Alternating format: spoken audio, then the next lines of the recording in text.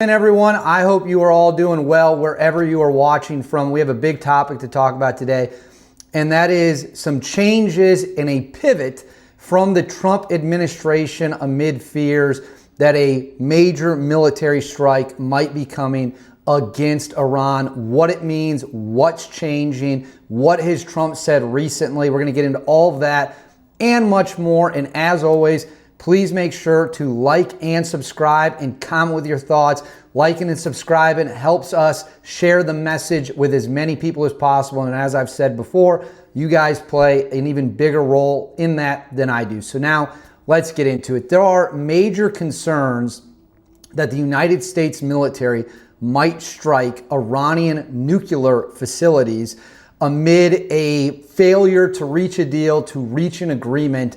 The belief is the Trump administration might take military action against the Iranian regime to knock out their nuclear power, their nuclear program before they can actually get a bomb. As I have said before, the Iranian regime has been really calculated of getting right up to the line of having a weapon, a nuclear weapon, and they hold there, and they use that as a leveraging point, as a negotiating point. Well, President Trump has decided that the time is essentially come past for that to be tolerated. And they are going to either reach a diplomatic solution, or the United States is going to take action to hammer the Iranian program into dust. And as I've mentioned before, the United States is the only country capable of doing this. There are some people who believe Israel can do it. That is just simply 100% not true. They do not have the planes to deliver the GBU-57, which is the weapon, the bunker, the 30,000-pound bunker buster needed to hit it. So what has the Trump administration already done amid the belief that a strike might be coming? One of the big things is they've moved a bunch of B-2 stealth bombers, possibly as much as half of the United States stealth bomber fleet to Diego Garcia, which is well within strike distance of Iran and their facilities. And it is outside the distance of Iran's ability to attack it. That's why Diego Garcia is often called the unsinkable aircraft carrier. You cannot stop planes from taking off there. If a strike is launched, that is where it will come from.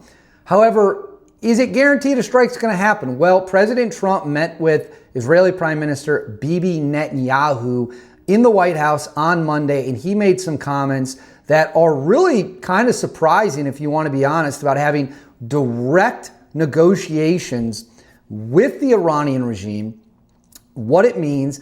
And the United States, for the first time in a long time, is speaking directly to the Iranians, which is not something that we see happen very often, if it ever in years. I mean, we go years without speaking to the Iranians. We use back channels.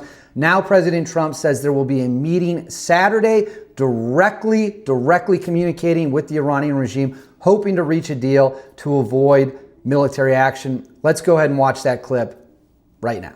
Talks with, wait a minute, wait. We're having direct talks with Iran, and they've started. It'll go on Saturday. We have a very big meeting, and we'll see what can happen. And I think everybody agrees that doing a deal would be preferable to doing the obvious. And the obvious is not something that I want to be involved with, or frankly, that Israel wants to be involved with if they can avoid it. So we're going to see if we can avoid it. But it's getting to be very dangerous territory. And hopefully those talks will be successful. So in that clip, you just saw President Trump while sitting next to Bibi. And I have to say, Bibi looked a little bit uncomfortable, I think would be a fair observation, about Trump saying there will be direct conversations with the Iranians, which again is very rare for the United States of America. But this is diplomacy. You are hoping to avoid military action. You're not hoping to go out there and start a grand war. However, having said that, President Trump in the same meeting also made it very clear what will happen if a deal is not reached through diplomatic solutions and we have to fall back. And when I say we, I mean the United States of America. We have to fall back and pursue a military option to take out the Iranian program. Let's go ahead and roll those comments right now. I think if the talks aren't successful with Iran, I think Iran is going to be in great danger. And I hate to say it, great danger, because they can't have a nuclear weapon. So is that a yes? You know, it's not a complicated formula. Iran cannot have a nuclear weapon. That's all there is. So Can't have it. Right now we have countries that have nuclear power that shouldn't have it. But I'm sure we'll be able to negotiate out of that, too, as part of this later on down the line. But Iran cannot have a nuclear weapon. And if the talks aren't successful, I actually think it'll be a very bad day for Iran if that's the case. Yeah. Here you have the two clips of President Donald Trump saying we have direct negotiations going on with the Iranian regime in hopes to avoid a broader conflict, a military strike, and then also at the exact same time acknowledging that, quite frankly, a military strike might ultimately be how this story ends. So I want to address some of that right now, what this means, what could happen, and fears about the situation rapidly spiraling out of control. I want to address some of the stuff that's going around. What we see here right now is the opening of the door, essentially the extending of an olive branch that's also backed up by United States military force. It's always better to choose diplomacy if it's possible. Now, diplomacy is not always possible, and you have to acknowledge that as well. We, as in the United States of America, obviously has the ability to eliminate Iran's nuclear program. However, that will come at great cost. And anyone who says it will not come at great cost or that it doesn't carry significant risks, quite frankly, has no idea what they're talking about. Every major military conflict or any major military action against a country that has weapons and a standing military carries with it significant risk. Even when you're fighting an inferior opponent, you still face risk. We've seen this in Somalia. We've seen this in Afghanistan. We've seen this anywhere in the world. I mean, even go look at the Vietnam War, for example, of the United States facing a far inferior opponent and running into all sorts of problems. So what the United States is trying to do now is reach a resolution with Iran, which is a pivot, a little bit of a pivot from the rhetoric we've previously heard. We now want to pursue diplomatic avenues to reach a deal on their nuclear program, so the military option is not something the United States has to do. We don't have to fly bombers and stealth fighters deep into Iranian territory, put our pilots at risk, put our brave heroes at risk. And if we can get a deal done, which President Trump says he wants to do, he does not want to do the military option, that would be beneficial for everyone. However, if that fails, if the pivot he has taken fails, it falls back on the military option. And it's very important we go into this eyes wide open. I've discussed what a strike would look like. You'd have B-2 stealth bombers.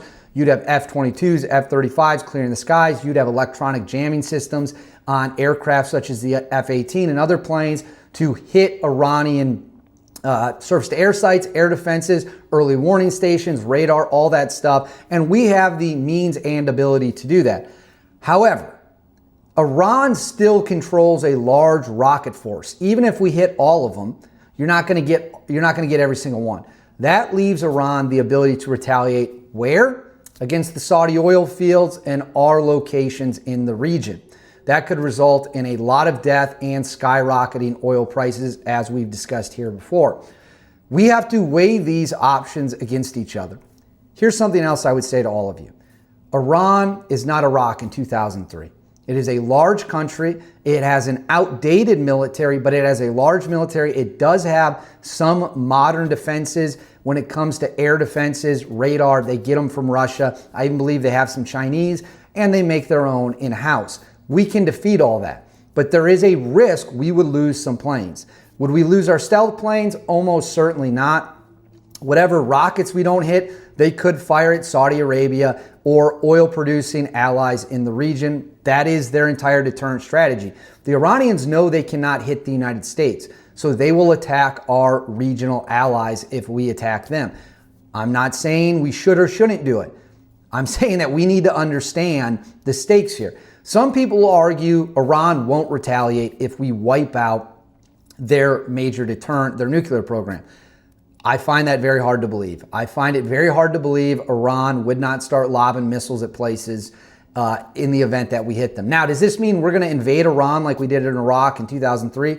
Absolutely not. There's absolutely no evidence to suggest that's the case. Plus, it's not really necessary. The United States is not interested in a regime change war in Iran. It is interested in eliminating any chance of them getting a nuclear weapon. You can do that without putting boots on the ground. So people who say, well, we're going to send in 1 million troops, that's also not true. This whole thing would be done through airstrikes, which again, it's still very, very, very, very, very risky. And it comes potentially at a great cost. We need to understand that. And, you know, let me know in the comments below if you think it's worth it. I think that what Trump's doing, extending the olive branch, backed up by the threat of military force, is certainly an interesting strategy. It could work well. If it fails, they will fall back to a military option. And as we've discussed here before, we're the only people who can do this. And that's a bigger debate about whether or not we should. Maybe we'll have that debate in a new video. But that's kind of where it stands now. Trump has kind of dialed back the rhetoric a little bit. We are in direct negotiations with the Iranians, which is insanely rare for the United States. We almost never do it because we don't have diplomatic ties with the Iran since the Shah fell, obviously. And it's a fascinating situation. But I want to hear what you guys have to say in the comments. Let me know if you think that Trump's strategy is a smart one, if we should hit Iran, if they do not reach an agreement. Make sure to like, comment, subscribe, and as always, I will see you guys next time.